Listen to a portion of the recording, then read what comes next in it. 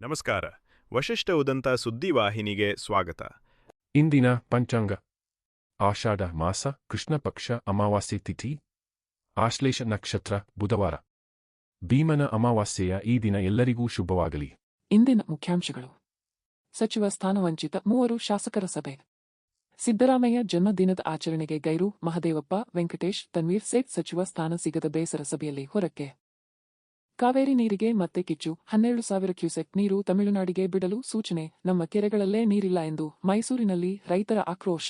ಕಾಡ ಕಚೇರಿಗೆ ಮುತ್ತಿಗೆ ಯತ್ನ. ವೃದ್ಧಾಪ್ಯ ವಿಧವಾ ಪಿಂಚಣಿ ಕಟ್ ರಾಜ್ಯ ಸರ್ಕಾರದ ವಿರುದ್ಧ ಸಖರಾಯಪಟ್ಟಣದಲ್ಲಿ ಸಿಟಿ ರವಿ ನೇತೃತ್ವದಲ್ಲಿ ಬಿಜೆಪಿ ಗ್ರಾಮಾಂತರ ಮಂಡಲದಿಂದ ಧರಣಿ. ತಕ್ಷಣ ಪಿಂಚಣಿ ಬಿಡುಗಡೆಗೆ ಒತ್ತಾಯ. ಈಗ ಮೈಸೂರಿನ ಪ್ರಮುಖ ಸುದ್ದಿಗಳು. ಕಾಂಗ್ರೆಸ್ನಲ್ಲಿ ಅಸಮಾಧಾನ ಮತ್ತೊಮ್ಮೆ ಬಹಿರಂಗ. ಸಚಿವ ಸ್ಥಾನ ವಂಚಿತರಾದ ಹಿರಿಯ ಶಾಸಕ ಎಚ್.ಸಿ. ಮಹದೇವಪ್ಪ, ಕೆ. ವೆಂಕಟೇಶ್ ಹಾಗೂ ತನ್ವೀರ್ ಸೇಠ್ ಅವರು ಮೈಸೂರು ನಗರದ ಸರ್ಕಾರಿ ಅತಿಥಿಗೃಹದಲ್ಲಿ ಸಭೆ ನಡೆಸಿ ಸಚಿವ ಸ್ಥಾನ ಕೈತಪ್ಪಲು ಕಾರಣವೇನು ಎಂಬುದರ ಕುರಿತು ಚರ್ಚಿಸಿದ್ದಾರೆ ಎನ್ನಲಾಗಿದೆ. ನಿನ್ನೆ ಸಿದ್ದರಾಮಯ್ಯ ಹುಟ್ಟಿದ ಹಬ್ಬ ಆಚರಣೆಗೆ ಭಾಗಿಯಾಗದೆ ಈ ಗೌಪ್ಯ ಸಭೆ ನಡೆಸಿದ್ದಾರೆ. ಸಭೆ ಬಳಿಕ ಮಾತನಾಡಿದ ತನ್ವೀರ್ ಸೇಠ್, ಪಕ್ಷದಲ್ಲಿ ಎಲ್ಲವೂ ಸರಿಯಿದೆ ಎಂದು ಹೇಳುವುದಿಲ್ಲ, ಸರಿಯಿಲ್ಲ ಎಂದು ಹೇಳುವುದಿಲ್ಲ, ಆದರೆ ಅನ್ಯಾಯವಾಗಿರುವುದು ನಿಜ ಎಂದು ಅಸಮಾಧಾನ ವ್ಯಕ್ತಪಡಿಸಿದರು. ಮೂವರು ಒಟ್ಟಾಗಿ ಸಭೆ ನಡೆಸಿರುವುದು ಮುಂದಿನ ಹೋರಾಟಕ್ಕೆ ಮುನ್ನಡಿಯಾಗಲಿದೆ ಎಂದು ಅವರು ಹೇಳಿದರು. ಇದೇ ವೇಳೆ ಮಹದೇವಪ್ಪ, ಸಚಿವ ಸ್ಥಾನ ತಪ್ಪಿದ ಮಾತ್ರಕ್ಕೆ ಮುಂದಿನ ದಿನಗಳಲ್ಲಿ ಮುಖ್ಯಮಂತ್ರಿ ಆಗುವ ಅವಕಾಶ ಇಲ್ಲ ಎಂದಲ್ಲ, ಸಾಮರ್ಥ್ಯವಿದೆ, ನೋಡೋಣ ಎಂದರು. ಕೆ. ವೆಂಕಟೇಶ್ ಕೂಡ ಯಾರ ವಿರುದ್ಧವೂ ಆರೋಪ ಮಾಡದೆ ಮೈಸೂರು ಜಿಲ್ಲೆಗೆ ಇನ್ನಷ್ಟು ಸಚಿವ ಸ್ಥಾನ ನೀಡಬಹುದಿತ್ತು ಎಂದು ಅಭಿಪ್ರಾಯಪಟ್ಟರು. ಸಭೆಯ ಮಾಹಿತಿ ತಿಳಿದು ಸಚಿವ ಯತೀಂದ್ರ ಸಿದ್ದರಾಮಯ್ಯ ಸ್ಥಳಕ್ಕೆ ಭೇಟಿ. ಪತ್ರಿಕೆ ಮತ್ತು ಮಾಧ್ಯಮದ ಸ್ನೇಹಿತರು ಮತ್ತು ನಮ್ಮ ಜಿಲ್ಲೆಯ ಎಲ್ಲ ಶಾಸಕರು, ಪಕ್ಷದ ಕಾರ್ಯಕರ್ತರು ಮತ್ತು ಸಾರ್ವಜನಿಕರು ಮತ್ತು ಎಲ್ಲ ಪಕ್ಷದ ಶಾಸಕರು ಕೂಡ ಜಿಲ್ಲಾ ಉಸ್ತುವಾರಿ ಸಚಿವನಾಗಿ ಕೆಲಸ ಮಾಡಿಸೋದ್ರಲ್ಲಿ ಸಂಪೂರ್ಣವಾದಂಥ ಸಹಕಾರ ಕೊಟ್ಟಿದ್ದೀನಿ ಜಿಲ್ಲೆಯ ಅಭಿವೃದ್ಧಿ ಮಾಡೋದಕ್ಕೆ.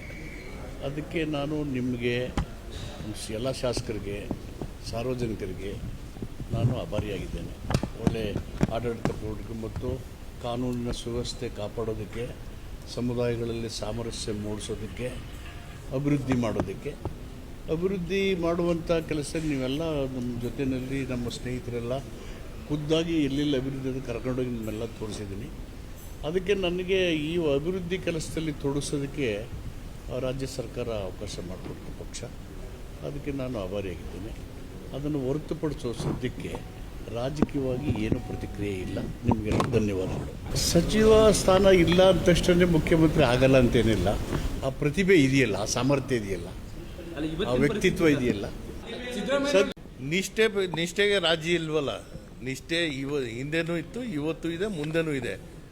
ಪಕ್ಷ ನಮ್ಮದೇ ಅಂತ ನಾವು ಹೇಳಿದ ಮೇಲೆ ಆ ಸಿದ್ಧಾಂತಗಳನ್ನ ಮೈಗೂಡಿಸ್ಕೊಂಡಿರೋದ್ರಿಂದ ನಡೀತಾ ಇರುವಂಥದ್ದು ಎಲ್ಲವೂ ಸರಿ ಇಲ್ಲ ಅನ್ನೋದು ನಾನೇ ಒಪ್ಕೋತಾ ಇದ್ದೇನೆ. ಅದನ್ನು ಸರಿ ಮಾಡುವಂಥ ರೀತಿಯಲ್ಲಿ ನಾವು ಚರ್ಚೆ ಮಾಡ್ತೀವಿ.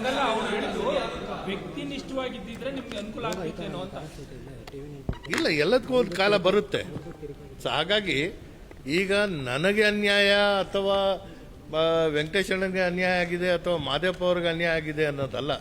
ಅಧಿಕಾರ ಭಾಳ ಹತ್ತಿರದಿಂದನೂ ನೋಡಿದ್ದೇವೆ, ಅಧಿಕಾರ ಅನುಭವಿಸಿದ್ದೇವೆ. ಆದರೆ ರಾಜ್ಯ ವಲಯದಲ್ಲಿ 2028ರ ಒಂದು ಚಿಂತನೆ ಮತ್ತು ನಾವು ಒಪ್ಕೊಂಡಿರುವಂಥ ಸಿದ್ಧಾಂತಗಳನ್ನ ರಾಜಿ ಮಾಡುವಂಥ ಪ್ರಶ್ನೆ ಇಲ್ಲ. ಅದನ್ನು ಮುಂದುವರಿಸುವಂಥದ್ದಕ್ಕೆ ನಾವು 3 ಜನ ಒಟ್ಟಿಗೆ ಸೇರಿದ್ದೇವೆ. ಇದು ಆರಂಭ. ಇನ್ನು ಮುಂದೆ ನಾವು ಜೊತೆಯಾಗಿ ನಾವು ನಮ್ಮ ಕಾರ್ಯವನ್ನು ನಿರ್ವಹಿಸ್ತೇವೆ. ಇನ್ನೂ ಯಾವ ತೀರ್ಮಾನಗಳಿಲ್ಲ. ಜೊತೆ ಕೂಡಿರೋದೇ ಆರಂಭ. ಮುಂದೆ ಹೆಜ್ಜೆ ಹಾಕ್ತೀವಿ. ನಾವು ಯಾರ ಮೇಲೂ ದೂರ ಆಡಲ್ಲ. ಸಿದ್ದರಾಮಯ್ಯ ಅವ್ರು ಕೊಡಿಸ್ಬೇಕಾಗಿತ್ತ ಅಥವಾ ನಮ್ಮ ಬದ್ಧತೆನ ನಾವು ಯಾರ ಜೊತೆ ಸೇರ್ಕೊಂಡಿದ್ವಿ, ಅವರು ಯಾಕೆ ಕೊಡಿಸಿಲ್ಲ ಅನ್ನೋದು ಈ ಪ್ರಶ್ನೆಗಳು ಒಂದು ಕಡೆಗೆ. ವರಿಷ್ಠರು ಈ ಭಾಗಕ್ಕೆ ಯಾವ ರೀತಿಯ ತೀರ್ಮಾನಗಳು ತಗೋಬೇಕಾಗಿತ್ತು, ತಗೊಂಡಿಲ್ಲ. ಅಷ್ಟಂತೆ ಹೇಳಿ ನಾವು ಕೈ ಕಟ್ಕೊಂಡು ಕೂತ್ಕೊಳ್ಳೋಕ್ಕಾಗಲ್ಲ. ನಾವಿವತ್ತು ಸಭೆ ಸೇರಿರ್ತಕ್ಕಂಥದ್ದನ್ನ ನಮ್ಮ ತನ್ವೀರ್ ಅವರು ಭಾಳ ವಿವರವಾಗಿ ಹೇಳಿದ್ದಾರೆ.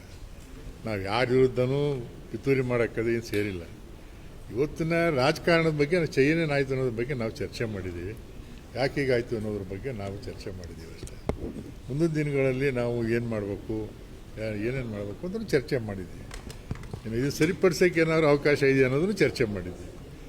ಅದರಿಂದ ಮುಂದೆ ನೋಡೋಣ ಏನೇನಾಗುತ್ತೆ ಅಂತೇಳಿ. ನಮಗೇನು ಯಾರಿಗೆ ಮಂತ್ರಿ ಕ್ಲೈಮ್ ಮಾಡೋಕ್ಕೆ ನಾವು ಯಾರು ನಿಂತಿಲ್ಲ. ಈಗ ಮಾದೇವಪ್ಪನವರಾಗಲಿ, ತನ್ವೀರ್ ಆಗಲಿ, ನಾನಾಗಲಿ ಮತ್ತೆ ಮಂತ್ರಿ ಮಾಡಿ ಅಂತ ಹೇಳಿಲ್ಲ. ಬಟ್ ಯಾಕೆ ಈ ಥರ ಆಯಿತು ಜಿಲ್ಲೆಯಲ್ಲಿ, ನೀವು ಹೇಳಿದಾಗೆ ಮೊದಲೇ ಒಬ್ಬರು ಮುಖ್ಯಮಂತ್ರಿ ಇದ್ದು ಇಬ್ಬರು ಮಂತ್ರಿಗಳಿದ್ದು ಜಿಲ್ಲೆಯಿಂದ. ಈ ಸಲ ಯಾಕೆ ಹೀಗಾಯಿತು ಅಂಥದ್ದು ಸ್ವಲ್ಪ ನಮಗೆ ಮನಸ್ಸಿಗೆ ನೋವಾಗಿತ್ತು, ಬೇಸರವಾಗಿತ್ತು. ಅದರಿಂದ ಈಗ ಕೂತ್ಕೊಂಡು ಚರ್ಚೆ ಮಾಡಿದ್ವಿ.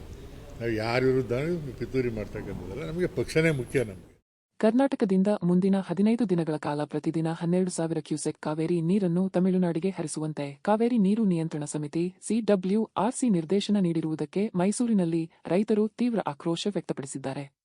ಕರ್ನಾಟಕ ರೈತ ಸಂಘಗಳ ನೇತೃತ್ವದಲ್ಲಿ ನಡೆದ ಪ್ರತಿಭಟನೆ ಉತ್ತಮ ಮುಂಗಾರು ಮಳೆಯಾಗಿದ್ದರೂ ರಾಜ್ಯದ ನೀರಿನ ಅಗತ್ಯತೆಗಳನ್ನು ಪರಿಗಣಿಸದೆ ನೀರು ಬಿಡಲು ಆದೇಶಿಸಿರುವುದನ್ನು ಖಂಡಿಸಿ ರೈತರು ಕಾಡಾ ಕಚೇರಿಗೆ ಮುತ್ತಿಗೆ ಹಾಕಲು ಯತ್ನಿಸಿದರು. ನಮ್ಮ ಕೆರೆಗಳಲ್ಲೇ ನೀರಿಲ್ಲ, ಜಾನುವಾರುಗಳಿಗೂ ನೀರಿನ ಕೊರತೆ ಎದುರಾಗಿದೆ. ಇಂತಹ ಸಂದರ್ಭದಲ್ಲಿ ತಮಿಳುನಾಡಿಗೆ ನೀರು ಹರಿಸುವುದು ಅನ್ಯಾಯ ಎಂದು ರೈತರು ಕಿಡಿಕಾರಿದರು. ಅಧಿಕಾರಿಗಳನ್ನು ತರಾಟೆಗೆ ತೆಗೆದುಕೊಂಡ ರೈತರು ನೀರಾವರಿ ಅಧಿಕಾರಿ ಸ್ಥಳಕ್ಕೆ ಬರುವಂತೆ ಪಟ್ಟು ಹಿಡಿದು ಕಚೇರಿ ಆವರಣದಲ್ಲೇ ಧರಣಿ ನಡೆಸಿ ಸರ್ಕಾರ ಹಾಗೂ ಜಿಲ್ಲಾಡಳಿತದ ವಿರುದ್ಧ ಧಿಕ್ಕಾರ ಕೂಗಿದರು.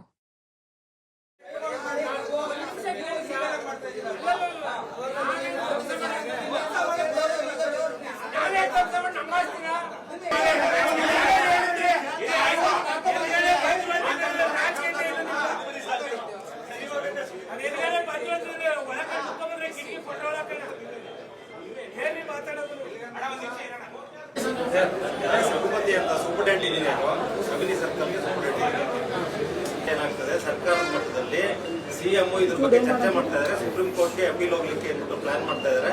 ನಾಳೆ ಅಫಿಡವಿಟ್ ಹಾಕ್ತಾ ಇದ್ದಾರೆ, ಇದಕ್ಕೆ ಎಗನೆಸ್ಟ್ ಆಗಿ ಹಾಕ್ತಾ ಇದ್ದಾರೆ. ಸುಪ್ರೀಂ ಕೋರ್ಟ್ ಅಲ್ಲಿ ಏನ್ ತೀರ್ಮಾನ ಆಗುತ್ತೆ ಅಲ್ಲಿ ತನಕ ನಾವೇನು ಡಿಸೈಡ್ ಮಾಡೋಕ್ಕಾಗಲ್ಲ. ಸೊ ಅದು ತೀರ್ಮಾನ ಒಂದು. ಎರಡನೇದು, ಮೊದಲು ಆದೇಶ ಮಾಡಿದಾಗ ನೀರಿಲ್ಲ, ಸರ್ವಪಕ್ಷಗಳ ಸಭೆ ಕರೆದು ಯಾವುದೇ ಕಾರಣಕ್ಕೂ ನಾವು ಒಗ್ಗಟ್ಟಾಗಿ ಬಿಡಕ್ಕಾಗಲ್ಲ ತೀರ್ಮಾನ ಮಾಡಿದ್ದಾರೆ. ಭತ್ತ ನಾಟಿ ಮಾಡಕ್ಕೆ ಒಟ್ಲು ಹಾಕಬೇಕು ಬೇಡ ಅನ್ನೋದ್ರಲ್ಲಿ ದ್ವಂದ್ವಲಿದ್ದೀವಿ ನಾವು. ಏನಾಗ್ತದೆ,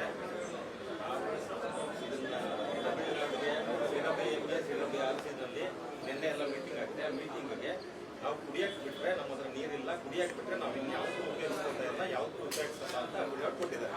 ಅದೇ ಅಫಿಡವಿಟ್ನ ಈಗ ನಾಳೆ ಸುಪ್ರೀಂ ಕೋರ್ಟ್ ಸಬ್ಮಿಟ್ ಮಾಡ್ತಾರೆ. ಮೀನ್ ವೈನಲ್ಲಿ ನಾವು ICC ಮೀಟಿಂಗ್ ಮಾಡಿದ್ರೆ ಏನಾಗುತ್ತೆ, ತಮಿಳುನಾಡು ಏನನ್ನುತ್ತೆ, ನೀವು ಬೆಳೆ ತಗೋತಾ ಇದ್ರಿ, ನಮ್ಮ ಕೋಟ ಕೊಡಿ ಅಂತ ಅನ್ನಿಸುತ್ತೆ, ನಾವು ಫೇಲ್ ಆಗ್ತೀವಿ. ನೀರು ಕೊಡೋಕ್ಕೆ ಡ್ಯಾಮ್ ಮಾಡ್ಕೊಳ್ಳಿ. ಮತ್ತೆ ಈ ಬೇರೆ ಬೇರೆ ಸಣ್ಣ ಸಣ್ಣ ಚೆಕ್ ಡ್ಯಾಮ್ಗಳು ಏನ್ ಮಾಡಬೇಕು, ಮೇಕೆದಾಟು ಏನ್ ಮಾಡಬೇಕು, ಅದಕ್ಕೆ ಯಾವ ರೀತಿ ನೀವು ಅಧಿಕಾರಿಗಳು ಸ್ಪಂದಿಸಬೇಕು ನೀವು ಮಾಡ್ಬೇಕಲ್ವಾ. ನೀವು ಹಾಕದೇ ಬೇಡಪ್ಪ, ನೀವು ನಿಮ್ಗೆ ಏನ್ ಪರಿಹಾರ ಕೊಡಬೇಕು ಅಂತೇಳಿ ಅನೌನ್ಸ್ ಮಾಡಿ ನಾವು ಬರುವಾಗ ಇಲ್ಲ ನೀವು. ಈಗ ಹಾಸನದ ಪ್ರಮುಖ ಸುದ್ದಿಗಳು. ಹಾಸನ ತಾಲೂಕಿನ ಜೋಡಿಪುರ ಗ್ರಾಮದಲ್ಲಿ ಲಾರಿ ಚಾಲಕನೊಬ್ಬ ಡೀಸೆಲ್ ಕಳ್ಳತನ ಮಾಡುತ್ತಿದ್ದ ವೇಳೆ ಮಾಲೀಕನ ಕೈಗೆ ಸಿಕ್ಕಿಬಿದ್ದಿರುವ ಘಟನೆ ನಡೆದಿದೆ. ಲಾರಿ ಮಾಲೀಕನಿಗೆ ತಿಳಿಯದಂತೆ ವಾಹನದಲ್ಲಿದ್ದ ಡೀಸೆಲ್ ಚಾಲಕನೇ ಹೊರತೆಗೆದು ಮಾರಾಟ ಮಾಡುತ್ತಿದ್ದನೆಂದು ಆರೋಪಿಸಲಾಗಿದೆ. ಪ್ರತಿನಿತ್ಯದ ಲೆಕ್ಕಾಚಾರದಲ್ಲಿ ಇಂಧನದ ಪ್ರಮಾಣ ಕಡಿಮೆಯಾಗುತ್ತಿರುವುದು ಅನುಮಾನಕ್ಕೆ ಕಾರಣವಾಗಿತ್ತು. ಈ ಹಿನ್ನೆಲೆಯಲ್ಲಿ ಮಾಲೀಕ ನಿಗಾ ವಹಿಸಿದ್ದು ಚಾಲಕ ಡೀಸೆಲ್ ಕದಿಯುತ್ತಿದ್ದಾಗಲೇ ಸಿಕ್ಕಿಬಿದ್ದಿದ್ದಾನೆ. ಚಾಲಕನ ಕೃತ್ಯದಿಂದ ಆಕ್ರೋಶಗೊಂಡ ಮಾಲೀಕ ಆತನಿಗೆ ಧರ್ಮದೇಟು ನೀಡಿದ್ದಾರೆ.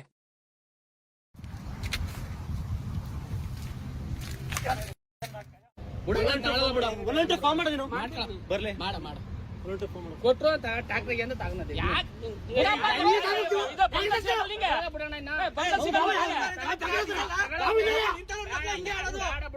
ನಿಮ್ಮಂತರ ಇರೋವರೆಗೂ ಇಂತ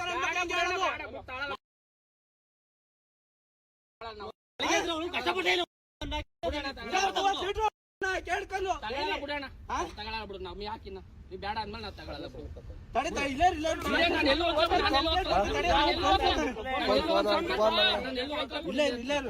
ಆಯ್ತು ಇಲ್ಲೇ ಇರ್ಬೇಕು. ಡೈಲಿ ಇದೆ ಆಯ್ತು. ₹100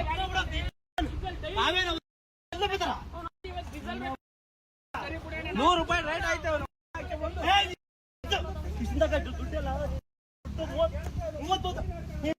ಗೊತ್ತಿಲ್ವಾ ನಾನು ಡ್ರೈವರ್ ಅಲ್ವಾ?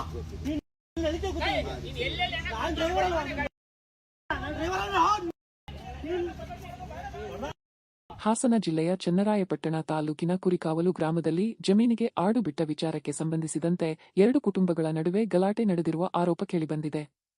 ಮೀನಾಕ್ಷಿ ಹಾಗೂ ಅವರ ಕುಟುಂಬಸ್ಥರು ತಮ್ಮ ಮೇಲೆ ಜಾತಿ ನಿಂದನೆ ಮಾಡಿ ಕಲ್ಲಿನಿಂದ ತಲೆಗೆ ಹೊಡೆದು ಹಲ್ಲೆ ನಡೆಸಲಾಗಿದೆ ಹಾಗೂ ಕೊಲೆ ಬೆದರಿಕೆ ಹಾಕಲಾಗಿದೆ ಎಂದು ದೂರು ನೀಡಿದ್ದಾರೆ.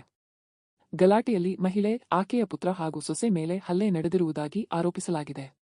ಇದೇ ವೇಳೆ 50,000 ರು ನಗದು ಹಾಗೂ ತಾಳಿ ಕಸಿದುಕೊಂಡಿರುವುದಾಗಿ ದೂರುದಾರರು ಆರೋಪಿಸಿದ್ದಾರೆ. ಆರೋಪಿಗಳ ವಿರುದ್ಧ ಕಾನೂನು ಕ್ರಮ ಕೈಗೊಂಡು ಕುಟುಂಬಕ್ಕೆ ಸೂಕ್ತ ರಕ್ಷಣೆ ನೀಡುವಂತೆ ಒತ್ತಾಯಿಸಲಾಗಿದೆ. ಪೊಲೀಸರು ವಿಚಾರಣೆ ನಡೆಸುತ್ತಿದ್ದಾರೆ ಎನ್ನಲಾಗಿದೆ.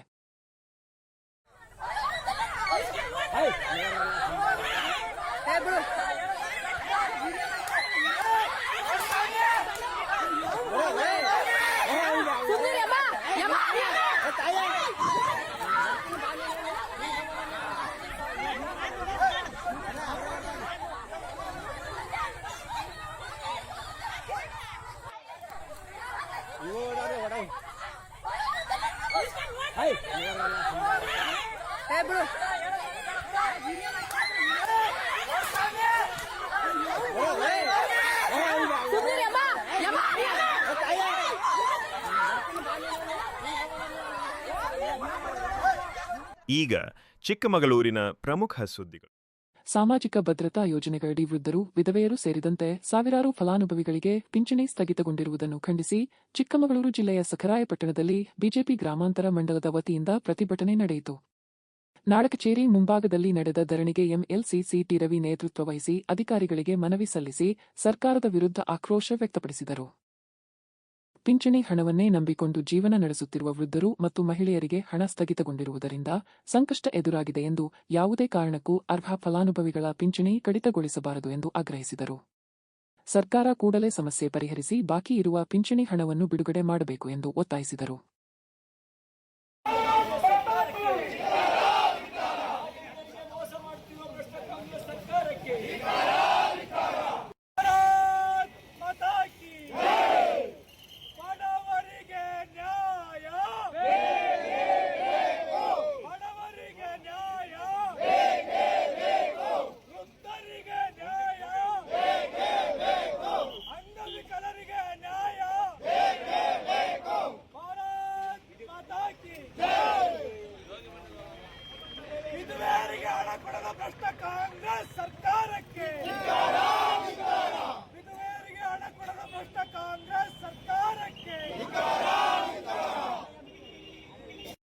ವೇತನ ಕೊಡದ ಭ್ರಷ್ಟ ಕಾಂಗ್ರೆಸ್ ಸರ್ಕಾರಕ್ಕೆ, ಅಂಗವಿಕಲರಿಗೆ ಮೋಸ ಮಾಡಿದ ಭ್ರಷ್ಟ ಕಾಂಗ್ರೆಸ್ ಸರ್ಕಾರಕ್ಕೆ, ಬಡವರಿಗೆ ಅನ್ಯಾಯ ಮಾಡಿದ ಭ್ರಷ್ಟ ಕಾಂಗ್ರೆಸ್ ಸರ್ಕಾರಕ್ಕೆ, ಭ್ರಷ್ಟ ಕಾಂಗ್ರೆಸ್ ಸರ್ಕಾರಕ್ಕೆ, ಅಂಗವಿಕಲರಿಗೆ ಮೋಸ ಮಾಡಿದ ಭ್ರಷ್ಟ ಕಾಂಗ್ರೆಸ್ ಸರ್ಕಾರಕ್ಕೆ, ಬಡವರಿಗೆ ಅನ್ಯಾಯ ಮಾಡಿದ ಭ್ರಷ್ಟ ಕಾಂಗ್ರೆಸ್ ಸರ್ಕಾರಕ್ಕೆ. ಕಡೂರು ತಾಲೂಕಿನ ಸಖರಾಯಪಟ್ಟಣದಲ್ಲಿ ಕಸ ವಿಲೇವಾರಿ ಘಟಕ ನಿರ್ಮಾಣಕ್ಕೆ ಸರ್ಕಾರದಿಂದ ಹಣ ಬಿಡುಗಡೆಯಾಗಿದ್ದರೂ ಸೂಕ್ತ ಜಾಗ ದೊರೆಯದ ಕಾರಣ ಕಾಮಗಾರಿ ಆರಂಭಿಸಲು ಸಾಧ್ಯವಾಗುತ್ತಿಲ್ಲ ಎನ್ನಲಾಗಿದೆ. ಪಟ್ಟಣದಲ್ಲಿ ದಿನದಿಂದ ದಿನಕ್ಕೆ ಕಸದ ಪ್ರಮಾಣ ಹೆಚ್ಚಾಗುತ್ತಿದ್ದು ವೈಜ್ಞಾನಿಕ ರೀತಿಯಲ್ಲಿ ಕಸ ವಿಲೇವಾರಿ ಮಾಡಲು ವ್ಯವಸ್ಥೆ ಇಲ್ಲದೆ ಸಾರ್ವಜನಿಕರು ಪರದಾಡುವಂತಾಗಿದೆ. ರಸ್ತೆ ಬದಿಗಳು ಹಾಗೂ ಖಾಲಿ ಜಾಗಗಳಲ್ಲಿ ಕಸ ಸಂಗ್ರಹವಾಗುತ್ತಿರುವುದರಿಂದ ಸ್ವಚ್ಛತೆ ಹಾಗೂ ಪರಿಸರದ ಬಗ್ಗೆ ಆತಂಕ ವ್ಯಕ್ತವಾಗಿದೆ. ಶೀಘ್ರದಲ್ಲೇ ಸೂಕ್ತ ಜಾಗ ಗುರುತಿಸಿ ಕಸ ವಿಲೇವಾರಿ ಘಟಕ ನಿರ್ಮಾಣಕ್ಕೆ ಅಧಿಕಾರಿಗಳು ಹಾಗೂ ಜನಪ್ರತಿನಿಧಿಗಳು ಕ್ರಮ ಕೈಗೊಳ್ಳಬೇಕು ಎಂದು ಸ್ಥಳೀಯರು ಆಗ್ರಹಿಸಿದ್ದಾರೆ. ಇದು ಕಸ ವಿಲೇವಾರಿ ಘಟಕದ ಬಗ್ಗೆ ತುಂಬ ಸಲ ಮನವಿಯನ್ನು ಕೊಟ್ಟಿದ್ದೀವಿ. ತಹಶೀಲ್ದಾರಿಗಿರ್ಬೋದು, DC ಅವ್ರಿಗಿರ್ಬೋದು, ಆಮೇಲೆ ತಾಲೂಕು ಜಿಲ್ಲಾ ಇವರಿಗಿರ್ಬೋದು, ಎಲ್ಲರಿಗೂ ಮನವಿಯನ್ನು ಕೊಟ್ಟಿದ್ದೀವಿ. ಕಸ ವಿಲೇವಾರಿ ಘಟಕ ಮಾಡಲಿಕ್ಕೆ ಗ್ರಾಮ ಪಂಚಾಯತಿಲಿ ಜಾಗವನ್ನು, ಸೂಕ್ತವಾದ ಜಾಗವನ್ನು ಕೊಟ್ಟಿಲ್ಲ ಇದುವರೆಗೂ. ಆದರೆ ಗ್ರಾಮ ಪಂಚಾಯತಿಲಿ MG NRIGಲೂ ಸಹ ವಿಲೇವಾರಿ ಘಟಕ ಮಾಡಬೇಕು ಅಂತೇಳಿ ನಿಗದಿ ಆಕ್ಷನ್ ಪ್ಲಾನ್ ಸೇರಿಸಿ ಅಮೌಂಟ್ ಇಟ್ಟಿದ್ದಾರೆ. ಆಮೇಲೆ ನಮ್ಮ ಮಾನ್ಯ ಭೋಜೇಗೌಡರು ಸಾಹೇಬ್ರದ್ದು ಇದರಲ್ಲೂ 10 ಲಕ್ಷ ಅಮೌಂಟ್ ಇಟ್ಟಿದ್ದಾರೆ. 15 ಫೈನಾನ್ಸ್ ಇರ್ಬೋದು, ವರ್ಗ ಒಂದರಲ್ಲಿರ್ಬೋದು, ಎಲ್ಲದರಲ್ಲೂ ಕಸ ವಿಲೇವಾರಿ ಘಟಕವನ್ನು ಮಾಡಬೇಕು ಅಂತೇಳಿ ಎಲ್ಲದರಲ್ಲೂ ನಿಗದಿ ಮಾಡಿ ಅಮೌಂಟನ್ನು ಇಟ್ಟಿದ್ದಾರೆ. ಆದರೆ ಇಲ್ಲಿ ಸೂಕ್ತವಾದ ಜಾಗವನ್ನು ಗುರುತಿಸ್ಕೊಡೋದ್ರಲ್ಲಿ ತಾಲೂಕು ದಂಡಾಧಿಕಾರಿ ಇರ್ಬೋದು, ಜಿಲ್ಲಾ ದಂಡಾಧಿಕಾರಿ ಇರ್ಬೋದು, ಆದರೂ ಯಾವುದೂ ಜಾಗವನ್ನು ಗುರುತು ಮಾಡಿಕೊಟ್ಟಿಲ್ಲ. ಹಾಗಾಗಿ ಇದುವರೆಗೂ ಅಲ್ಲಿ ಕಸ ವಿಲೇವಾರಿ ಘಟಕ ಮಾಡಲಿಕ್ಕೆ ಆಗ್ತಾ ಇಲ್ಲ. ಹಾಗಾಗಿ ಆದಷ್ಟು ಬೇಗ ಸೂಕ್ತ ಜಾಗವನ್ನು ನಿರ್ಧರಿಸಿಕೊಡ್ಬೇಕು ಅಂತೇಳಿ ನಾನು ಮನವಿಯನ್ನು ಮಾಡ್ತೀನಿ. ಈಗ ರಾಜ್ಯ ಮತ್ತು ರಾಷ್ಟ್ರೀಯ ಸುದ್ದಿಗಳು. ಬೆಂಗಳೂರಿನ ನಂದಿನಿ ಲೇಔಟ್ನ ಕಂಠೀರವ ಸ್ಟುಡಿಯೋ ಸಮೀಪದ FK ಸರ್ಕಲ್ ಬಳಿ ಅಂಡರ್ ಪಾಸ್ ಕಾಮಗಾರಿ ವೇಳೆ ಮಣ್ಣಿನ ತಡೆಗೋಡೆ ಕುಸಿದು 2 ಕಾರ್ಮಿಕರು ಮೃತಪಟ್ಟಿರುವ ದುರಂತ ಸಂಭವಿಸಿದೆ. ಮಂಗಳವಾರ ಬೆಳಗ್ಗೆ ಈ ಘಟನೆ ನಡೆದಿದ್ದು ಸುಮಾರು 20 ಅಡಿ ಆಳದ ಗುಂಡಿಯಲ್ಲಿ ಕಾರ್ಮಿಕರು ಕೆಲಸ ಮಾಡುತ್ತಿದ್ದರು ಎನ್ನಲಾಗಿದೆ. ಕಾಮಗಾರಿ ವೇಳೆ ನೀರು ಹೊರಹಾಕಿದ ಬಳಿಕ ಮಣ್ಣು ಕುಸಿದು 2 ಕಾರ್ಮಿಕರು ಮಣ್ಣಿನಡಿ ಸಿಲುಕಿಕೊಂಡರು. ಅಗ್ನಿಶಾಮಕ ಸಿಬ್ಬಂದಿ, ಪೊಲೀಸರು ಹಾಗೂ ಸ್ಥಳೀಯರು ತಕ್ಷಣ ರಕ್ಷಣಾ ಕಾರ್ಯಾಚರಣೆ ಆರಂಭಿಸಿದರು. ಒಡಿಶಾ ಮೂಲದ 26 ವರ್ಷದ ಸೋನಾರಾಮ್ ಆಸ್ಪತ್ರೆಗೆ ದಾಖಲಿಸಲಾಯಿತಾದರೂ ಚಿಕಿತ್ಸೆ ಫಲಿಸದೆ ಮೃತಪಟ್ಟಿದ್ದಾರೆ. ಮತ್ತೊಬ್ಬ ಕಾರ್ಮಿಕ ಪರಿಮಲ್ ಕೂಡ ಮೃತಪಟ್ಟಿದ್ದಾರೆ. ಘಟನೆಯಲ್ಲಿ 3 ಕಾರ್ಮಿಕರು ಗಾಯಗೊಂಡಿದ್ದಾರೆ. ಸುರಕ್ಷತಾ ಕ್ರಮಗಳ ಕೊರತೆ ಆರೋಪದ ಹಿನ್ನೆಲೆಯಲ್ಲಿ ನಂದಿನಿ ಲೇಔಟ್ ಪೊಲೀಸರು ಬಿಡಿಯ ಅಧಿಕಾರಿಗಳ ವಿರುದ್ಧ ನಿರ್ಲಕ್ಷ್ಯದ ಪ್ರಕರಣ ದಾಖಲಿಸಿದ್ದಾರೆ.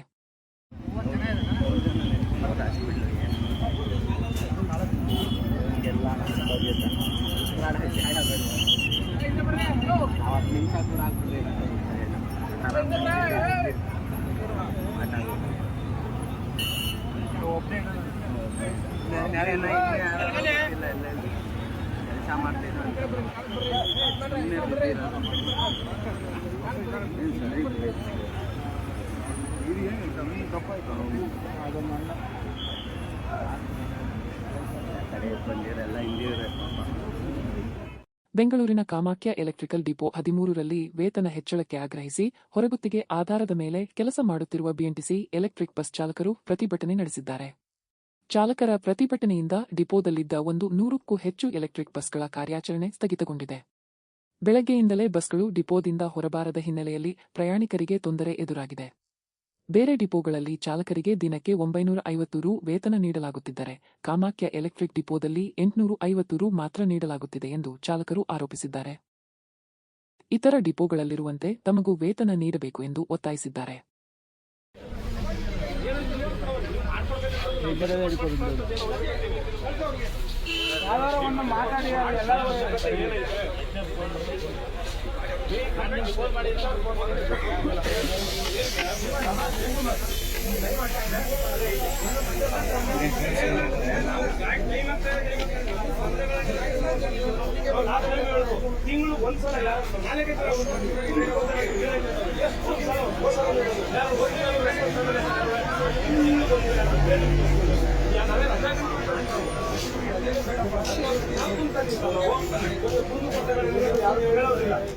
ಮತ್ತೊಮ್ಮೆ ಮುಖ್ಯಾಂಶಗಳು. ಸಚಿವ ಸ್ಥಾನ ವಂಚಿತ 3 ಶಾಸಕರ ಸಭೆ. ಸಿದ್ದರಾಮಯ್ಯ ಜನ್ಮದಿನದ ಆಚರಣೆಗೆ ಗೈರು, ಮಹದೇವಪ್ಪ, ವೆಂಕಟೇಶ್, ತನ್ವೀರ್ ಸೇಠ್ ಸಚಿವ ಸ್ಥಾನ ಸಿಗದ ಬೇಸರ ಸಭೆಯಲ್ಲಿ ಹೊರಕ್ಕೆ. ಕಾವೇರಿ ನೀರಿಗೆ ಮತ್ತೆ ಕಿಚ್ಚು, 12,000 ಕ್ಯೂಸೆಕ್ ನೀರು ತಮಿಳುನಾಡಿಗೆ ಬಿಡಲು ಸೂಚನೆ, ನಮ್ಮ ಕೆರೆಗಳಲ್ಲೇ ನೀರಿಲ್ಲ ಎಂದು ಮೈಸೂರಿನಲ್ಲಿ ರೈತರ ಆಕ್ರೋಶ, ಕಾಡಾ ಕಚೇರಿಗೆ ಮುತ್ತಿಗೆ ಯತ್ನ. ವೃದ್ಧಾಪ್ಯ ವಿಧವಾ ಪಿಂಚಣಿ ಕಟ್ ರಾಜ್ಯ ಸರ್ಕಾರದ ವಿರುದ್ಧ ಸಖರಾಯಪಟ್ಟಣದಲ್ಲಿ ಸಿಟಿ ರವಿ ನೇತೃತ್ವದಲ್ಲಿ ಬಿಜೆಪಿ ಗ್ರಾಮಾಂತರ ಮಂಡಲದಿಂದ ಧರಣಿ, ತಕ್ಷಣ ಪಿಂಚಣಿ ಬಿಡುಗಡೆಗೆ ಒತ್ತಾಯ. ಇಲ್ಲಿಗೆ ಇಂದಿನ ವಾರ್ತಾ ಪ್ರಸಾರ ಮುಕ್ತಾಯವಾಯಿತು. ಧನ್ಯವಾದಗಳು. ಈ ದಿನ ಎಲ್ಲರಿಗೂ ಶುಭವಾಗಲಿ.